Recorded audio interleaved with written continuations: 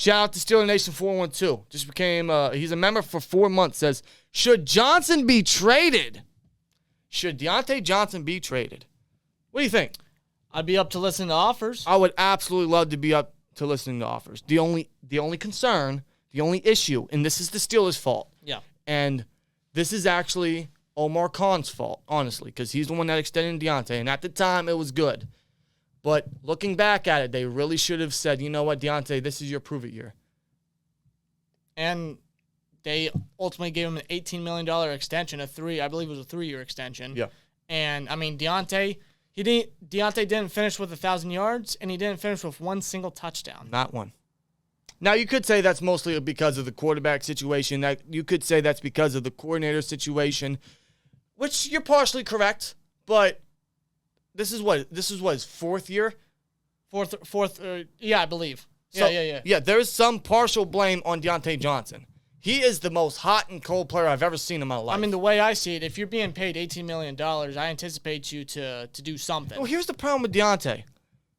He will make a phenomenal play, but the very next play, he'll be the dumbest receiver you've ever seen. Yeah. He'll either There's drop no a pass, in-between. He'll either drop a pass or he'll catch a pass but completely backpedal. There's no in-between with Diontae. So, yes, I would absolutely listen to offers for Diontae Johnson, but here's a problem. If we trade him, we are filled with a lot of dead cap. Yeah. We are, as of now, we are stuck in Johnson's contract. I don't think we can trade him until after the 2023 season, where we won't see as much of a dead cap effect. So, I think we're trapped in Johnson's contract for 1 more year. And honestly, we're just going to have to hope for the best and hope that Johnson takes a big step next year with Kenny Pickett going into a second year. Hopefully with some changes to the coaching staff, we'll see. And hopefully he does improve.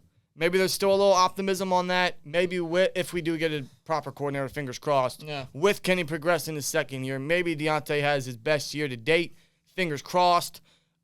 Surrounding Kenny with extra weapons is definitely a go because he's a young quarterback. That's what you want to do. Yeah. That was probably a motive for extending Diontae in the first place.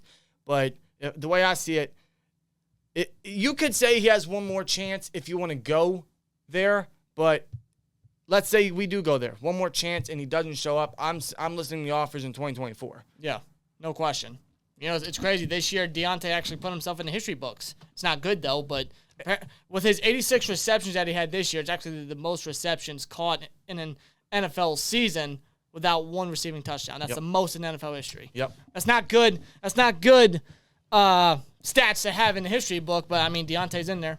Diontae is in there. He is now the top guy in there, so there you have that. Keep him and hope he steps it up. I think that's what the Steelers are going to do. Not only because of a contract issue, but because they trust Diontae. I don't think he's the number one, but I agree. Keep him, see if he steps it up. If not, listen to offers in 2024. Yeah.